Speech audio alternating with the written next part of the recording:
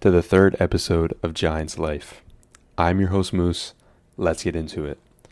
Yesterday, we had the first preseason game of the year for the Giants, playing the Bills in Buffalo. It was a good game, right? We won 34-25. We saw all four quarterbacks play. All four quarterbacks play pretty decently as well, pretty well. But let's just talk about it, man. So we started off the first offensive drive. We had Russ out there. He was 6 for 7. Is that a Brian Daboll reference? He was 6 for 7. He had only 28 yards, but it was a pretty decent first drive. Kind of ruined by some penalties by James Hudson. He had a false start, and I believe he also had a hold. But the drive ended with a 53-yard field goal by Graham Gano. That was one of his 3 50-yard field goals of the game. I like that. I like seeing that. We didn't really see anything from Graham Gano during training camp. He's someone who I think we kind of had a little bit of worry of. In the last episode, I had him on my list of who I don't have stock in for the season.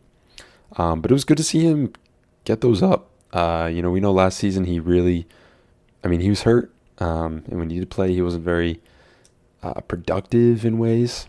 I know a lot of people were kind of pushing for us to get a new kicker, which I'm not fully against at all. But he played good. Love to see him do more as the games go on, right? But good first start. Let's talk about the star of the show, Mr. Jackson Dart. What a game from him. Obviously preseason, obviously against, the backups and stuff like that. But, he was also playing with the backups. You know what I mean?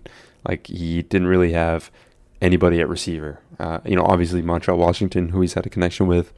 Lozier and Humphrey, who he's had a bit of a connection with as well.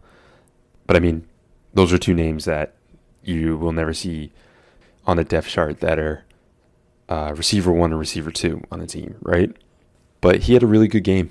He was 12 for 19. He had 154 yards and a beautiful touchdown to Lozier and Humphrey. I believe it was like 28 yards. Good intermediate throw. Lozier and Humphrey beat the defender just by an inch. But the ball was placed beautifully, right in the bucket, right? And it was a great touchdown. Everyone was hyped.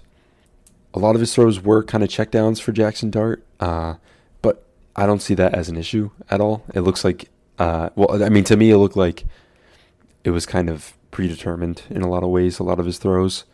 Just really easy check down passes to whether it was like Greg Dulcich or Turbo Miller, who we'll talk about just for a little bit. But yeah, Dart played great. When he was doing like those intermediate throws, I did notice that he was kind of reading his options. That's one thing about Dart is that he's a first read guy. That's what the offense was like in Ole Miss under Lane Kifflin. One read, throw, completion, right? And a lot of these checkdowns, you saw that, but like I said, I feel like they were kind of predetermined in a way. He kind of already had his eyes set on who he was going to throw it to when that ball got snapped. I think it was just him kind of working his way into what it's like to be in an NFL huddle, right? For the first time. Getting involved, becoming experienced. To me, that's the most important thing. He showed off his legs too. He had 24 rushing yards, 3 attempts, one of them being a 19-yard run. Good to see. I know he's not super known for his legs. He can run, but that's not his forte. Having that bag of tricks in a modern quarterback is just the biggest thing. If Dart can throw it down the field and pick up some yards on his feet, that's exactly what we need in a modern NFL quarterback. But I want to see more range in these next 2 games. I want to see him kind of lead the way, right? Not kind of just have, like I said, predetermined passes, go to the first read, go to the flats, get it out quick. I want to see him kind of work the pocket. I want to see him work the field. Let me see some deep throws. Let me see some intermediate middle throws. Not just all, line of scrimmage checkdowns. And I think we'll see that probably, hopefully in the next 2 games. Just as he's getting more comfortable, right? That's what you want for Jackson Dart. He's not going to play during the season much. So if you can kind of just get him in now, see what he can do. Like I said, let him just kind of work his way up. That's the best thing you can do, right? But I want to see him throw that ball deeper down the field. Just get some more range, Let him become more comfortable like that. You can become so comfortable throwing the ball 2 yards in front of you, but you're not going to really feel it until you're throwing the ball 15, 20 yards. I feel like that's an issue Daniel Jones had, right? And that's what we saw with Daniel Jones. Never threw down the field. Kind of was a check down guy, intermediate a little bit. But I don't want that for Jackson Dart. I want Jackson Dart to know that he can throw it wherever he wants to throw it. And there's not going to be any issue in that. Turbo Miller, like I said, he had over 100 total yards, mostly receiving. Had a lot of good, he would catch the ball and then just sprint. He would turn on that turbo, right? That's why it's in the name. But good game from him. Definitely somebody who could get on this roster. Devin Singletary, of course, likely not going to get cut. He's somebody who is a better blocker than, Tracy and Scadaboo. And he's just like an insurance back, right? We have Jonathan Ward, who we signed last week. But, I think he's kind of just here for the time being, right? So Turbo Miller, if we can get him on the field. Not on the field, on the roster. Even if it's just practice squad, like he's been. Who knows what he'll be with two guys who are already kind of set to be the starters for this foreseeable future. It's hard to see him kind of get in there. But, seeing him being used as like a receiver, maybe that could get him on the field more. Who knows? But just another thing before we go to defense, let's talk about that offensive line, man. Let me slow down and let me talk about this offensive line. This game, there were 51 total pass attempts across all four quarterbacks.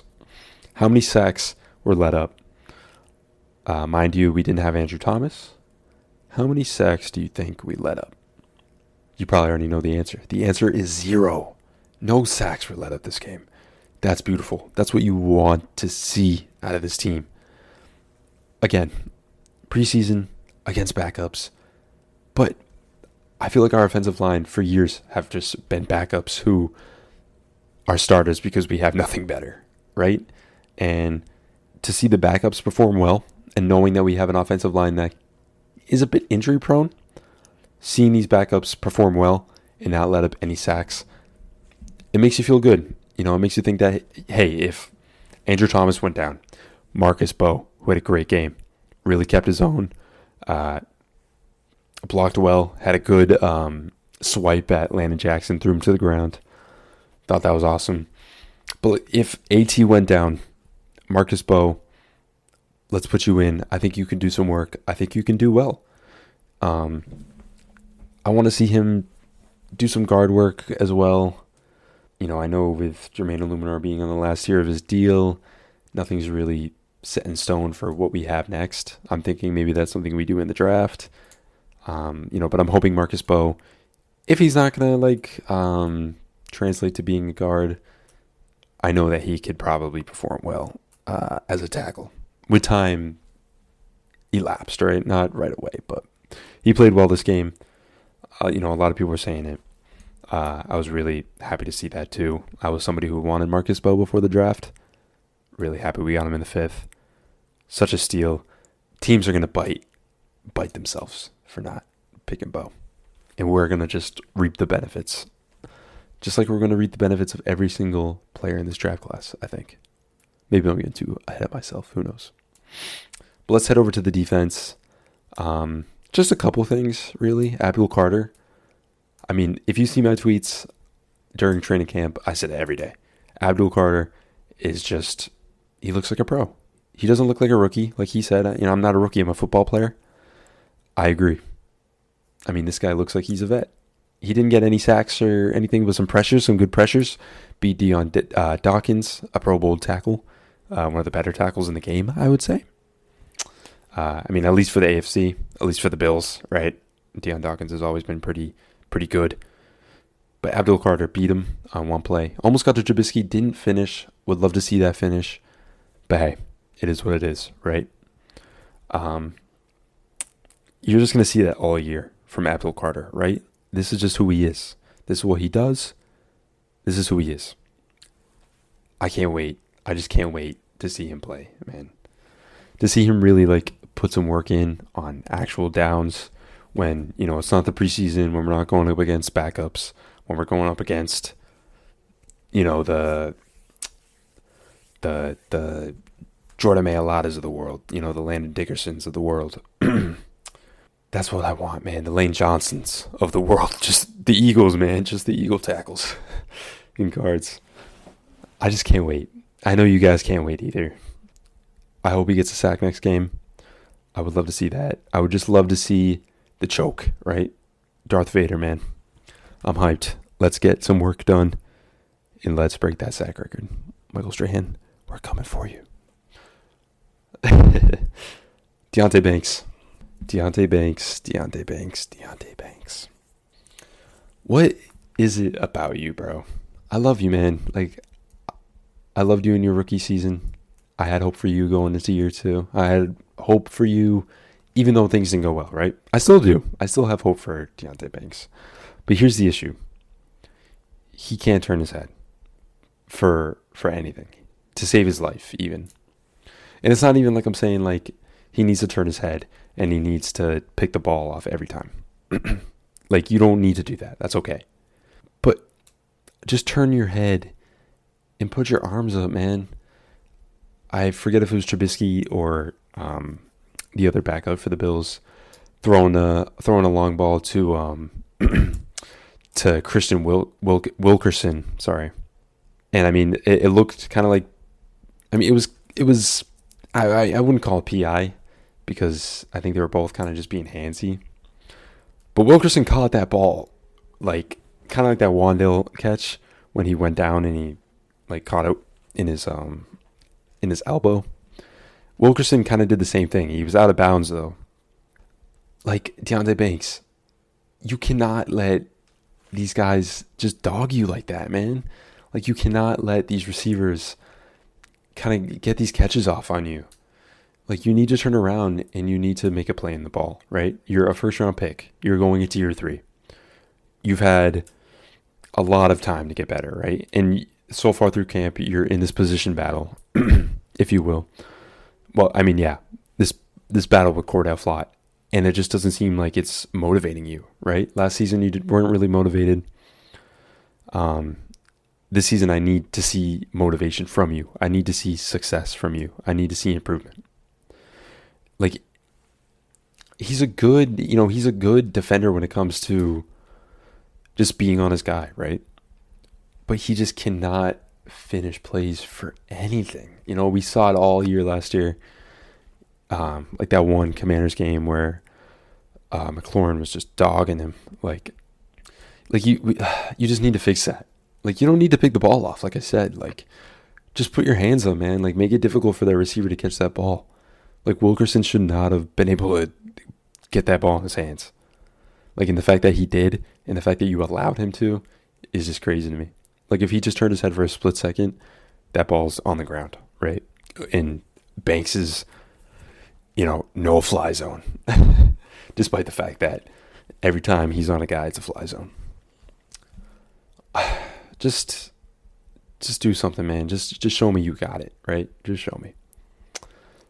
There's 2 sacks in this game from 2 D linemen. When I was writing up my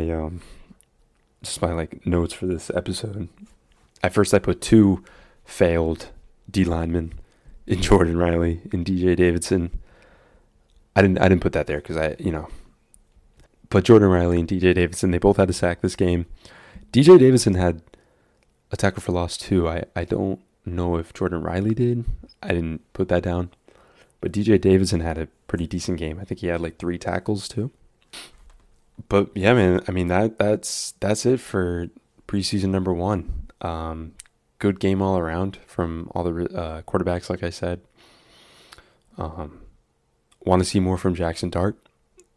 Just throwing the ball intermediate and deep. I really hope that next game it's not just checkdowns. He played really well, but checkdowns, it's easy to play good if, a lot of your passes are checkdowns, right? Abdul Carter finish, That's all I want. I just want you to get a sack, man. I just want to see that. And Deontay Banks, turn your head around. And also the offensive line. Continue what you're doing. Keep cooking, right? Okay. Second part of this episode. These episodes are kind of short. I do apologize if you're kind of someone who really enjoys like really in-depth, long episodes. I'm really just starting off. So I'm kind of just doing things that I think of, like topics that I think of that I think would be good in an episode. But like as we go on and as the season progresses and stuff, these probably will get a lot longer. There'll be more to talk about, right? Right now, it's kind of just, we're kind of in the waiting period, waiting for the season to start. We're here with preseason though. We're excited. We're hyped. We also have joint practice with the Jets soon. But yeah, man, let's get into this second half of this episode, which is, drumroll, my official season prediction. This is just the record. I was thinking of doing stats too, but I think I want to kind of dedicate that to one episode just because, there's a lot of guys that I want to go over in terms of stats. You got the quarterbacks, you got obviously like Scattaboo and Tracy, you got receivers, you just got everybody, right? So I'm going to kind of commit that to on probably the next episode. It's going to be about that. But today I'm just going to talk about my season prediction, my record prediction. I think the Giants this season, this is my hopium prediction, they're going to go 9-8 this year in 2025. That might not be too crazy, right? I mean, it probably is. But when I mean hopium, like I see some people put up like 12-5 numbers like that. Like I don't think that's possible. I hope I'm wrong, right? I really hope I'm wrong, but I just don't think that that's possible with this schedule as well. But yeah, like I think 9-8 is a doable record. Kind of when you look at this schedule, you do have your tough games, right? Like obviously Cowboys, Eagles, Chiefs, Chargers, Broncos even, Green Bay even, like Lions, of course. There's tough teams on the schedule, of course. And a lot of those tough teams that I just named are losses, right? But like there's a lot of bad teams on here too, right? Like you got the Bears who aren't that great, Saints obviously, Patriots getting better, but they're not fully there. You got the Raiders, you got the Commanders, but I think with this schedule, I think a lot of people, I mean, especially me, I was kind of like, oh man, the schedule's so tough. But I think with how the team's been doing recently and just everything that has been done up to this point, I think 9-8 is a realistic record in a world where everything goes right. I think the defense is going to be a big part of these wins. Let me not jump ahead. Let me go by game of just what I think are wins, what I think are losses. And then after that, I'll talk about kind of just as a whole, not game by game, but just as a whole. I might probably put in some notes for the games, but whatever. Let's go. Week 1, I think it's a win against the Commanders. I think if there's a game to win, it's week 1, right?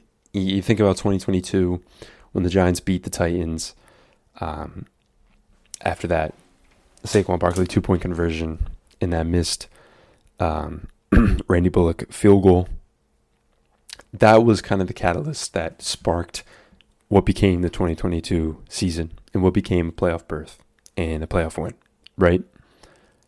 That's what you need. That's kind of the energy you need to recreate this year. And I don't know, the Commanders, they're a really old team. And I think that's a red flag. The Commanders are obviously, they made the NFC Championship last year, made some additions, but I think for the most part it's kind of the same. Terry McLaurin wants out. If he really wants out, if that's not just stipulations, we'll see. I don't know. I mean, I could see this being like the 2023 Giants. That's kind of a prediction that or not prediction, but the comparison that some people have made in the Giants community, to be fair. But I don't know. Maybe the Commanders don't do as good as they did last year, and the Giants, who are just riding on ultimate vibes coming into the season, just dominate somehow and beat the Commanders week 1 and just put up a statement, right? And start the season strong. Let's go to week 2 against the Cowboys in Dallas. I'm going with a win. Keeping that energy riding from week 1, going into week 2, another away game. Dallas as well. Obviously they got George Pickens, but they could be losing Micah Parsons. Even if they don't lose him to trade, he may just not even play, and he's a big part of their defense, right? Trayvon Diggs, he's not the same as he once was. He was kind of just like a pick merchant, but why not? Why not get this win week 2? Maybe this is, maybe in comparison to week 1 where it was a defense one game, right? Maybe this is the offense one game. Maybe Russell Wilson and Malik Neighbors, maybe they connect on 2 touchdowns, and that shapes the game. But yeah, week 2 win against the Cowboys away, going into week 3, Monday night against the Chiefs in MetLife. I have them losing. It's the Chiefs, right? I don't think we're that good.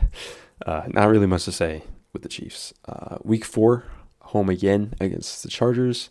Also see this being a loss. Chargers are good.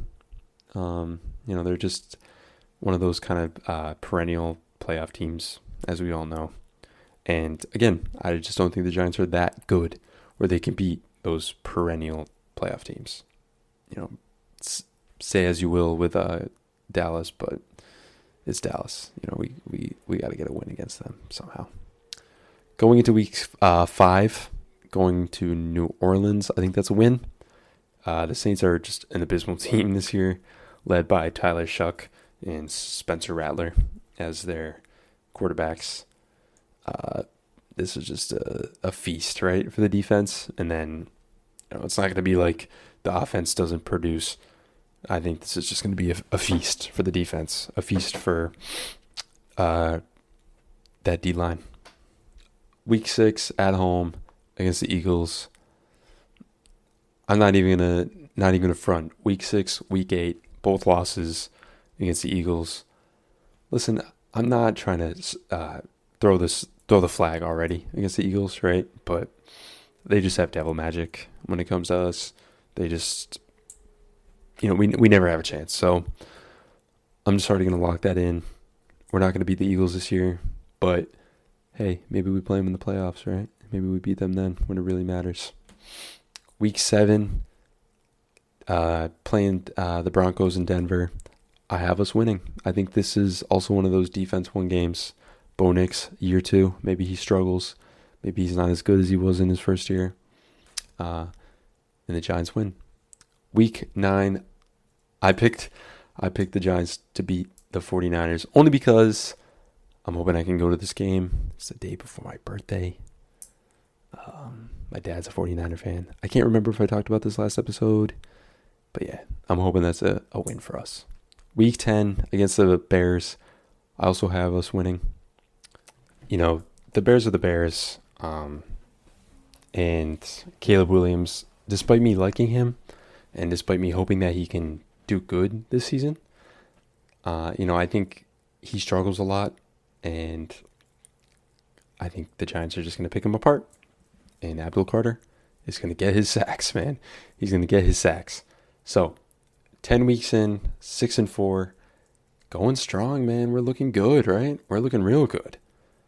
But some things kind of have to come to an end at some point, right? So let's talk about it. Let's go into the second half of this season, week 11 at home against the Packers. We're not going to get as lucky as we did in 2022 when we were in England. And in 2023 when Tommy DeVito put on an unfortunate clinic. So we're going to lose against the Packers in week 11. It's kind of just one of those teams, like, again, perennial playoff team that is always good. And the Giants are just not as good as them.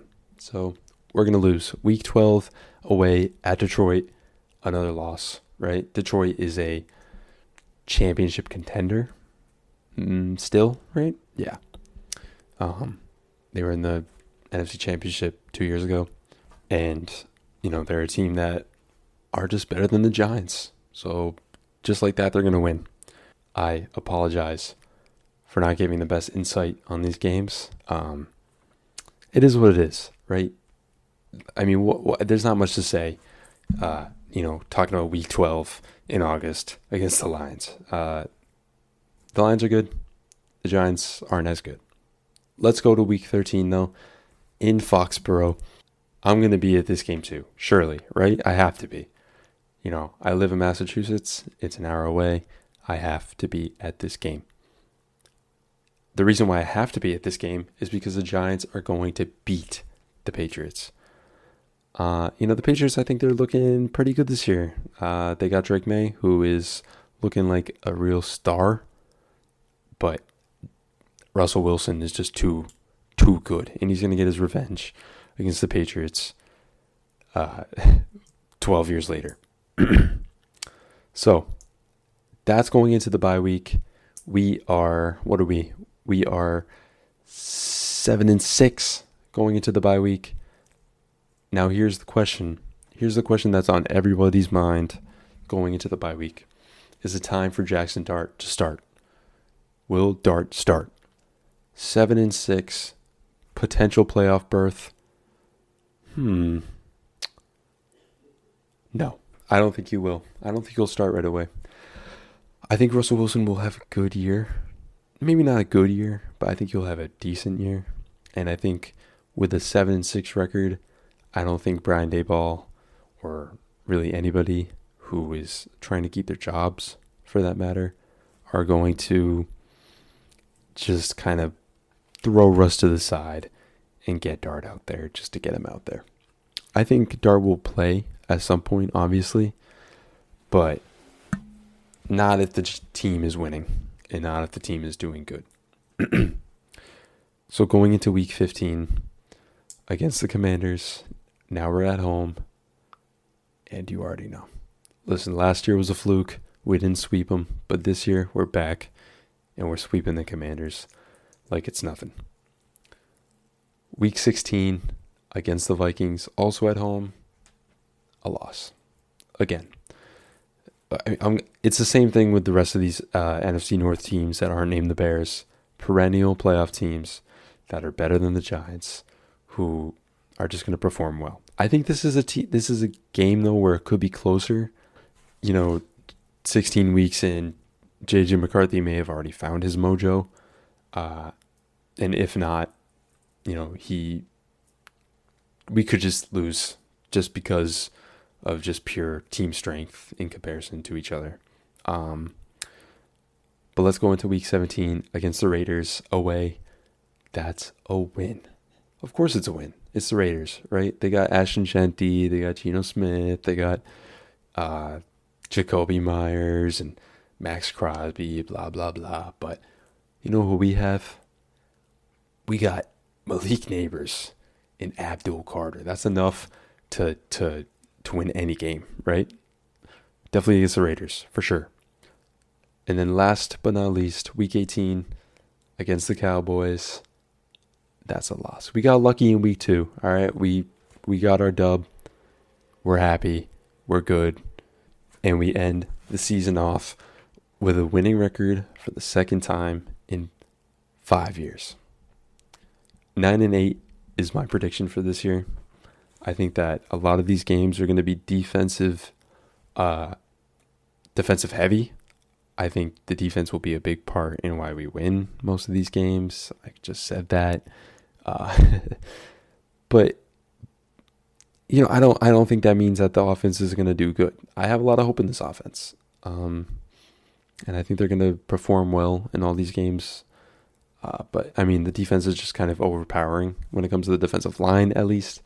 And, if you have a defensive line that can push a quarterback around, it makes it easy for you to win. Like those games against Denver, those games against San Francisco, I think those are going to be those games where it's decided by the defense rather than the offense, right? I don't think it's going to be like huge blowouts.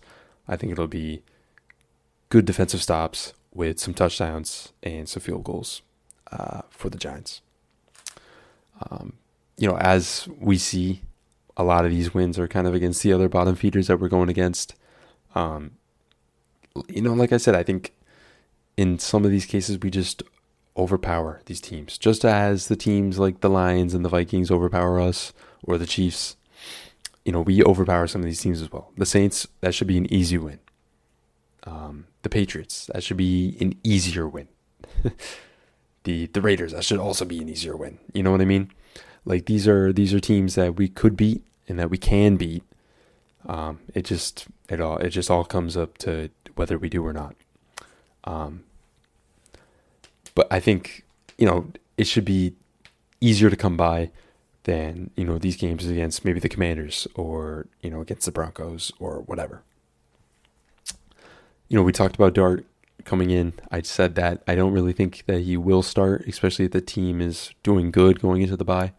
But I think those last couple games against the Raiders and the Cowboys, I could see him getting reps. Probably in that last game, he could even start.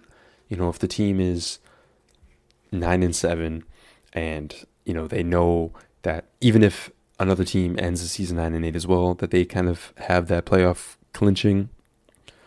They might put Dart out there to start against the Cowboys, who may be resting their starters or whatever.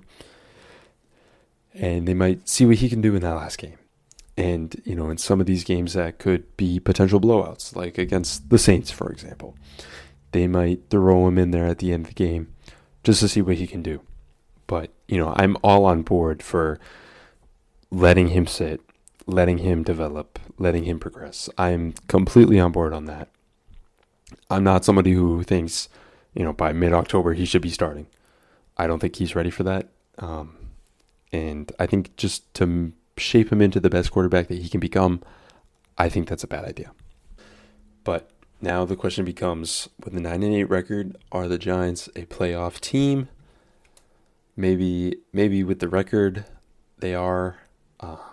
But if we made the playoffs, maybe we'd have some luck like we did in 2022. But if you came to me from January and you said, Moose, the Giants are in the playoffs, you don't tell me who we're playing, you don't tell me, anything. If you say the Giants are in the playoffs, they're in the wild card game, do you think they're going to win?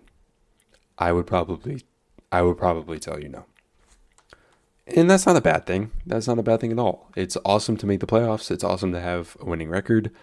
It's awesome to win in the playoffs, obviously. But when you're a team like the Giants, who nobody has any hope in outside of the team's community, just making the playoffs is a win for me. Being 9-8 is a win for me. Being 7-10 is a win for me. But 9-8 is my record prediction. It's my hopium record prediction, but it's something that I think is realistic. Kind of just looking at the schedule and looking at who we play. That isn't the Chiefs, that isn't the Eagles, that isn't the Lions. Let me know what you guys think. Let me know if you have similar predictions, if you have way off predictions, if you think the team's going to go 3-14 again, 5-12. I'm not against the fact that could definitely happen.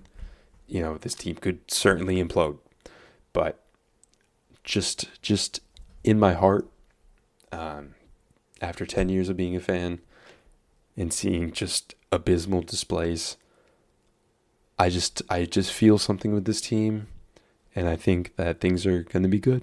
And I think the horizon shows good skies and just a good season ahead of us. That's what we want. That's what we hope for every year. But this is the year I think that really happens. Like, not like 2022 where it kind of just came out of nowhere. No one really expected that, right? But 2025, I think this is the year where you make something happen. I mean, it's year 4 of the regime. It's kind of sad that we even have to say this, like, oh, this is the year, right? But circumstances are circumstances. It's 2025. Giants football's back. Russell Wilson's our quarterback. Jackson Dart is the GOAT. And the Giants are going 17-0.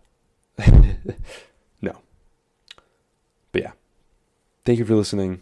I just want to say real quick, 3 episodes in, I'm feeling a lot more comfortable doing this, right? In the first episode, I'll admit, it took me a whole lot of tries to film that episode or record that episode. But I'm feeling good, man, and I'm feeling comfortable doing this. I really gotta, I think, just allow for more time for me to, I think, study the game more, right? When I listen to different podcasts, I think to myself, like, damn, bro, like, I wish I had the time to, like, watch all this film and, watch all these breakdowns and stuff like that. And it's like, I can make time for myself to do that, but life is life, and sometimes it's just hard, right? But thank you for listening. Hopefully I'm not too much of a drone when I talk.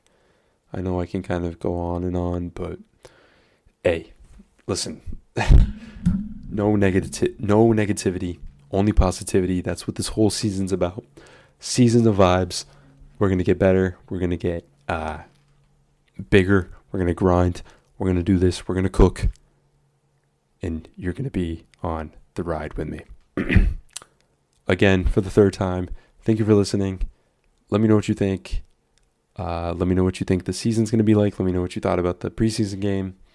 I'll be back with, I think, stat predictions. I'm excited about that. Okay. I'll see you guys in the next one. Peace.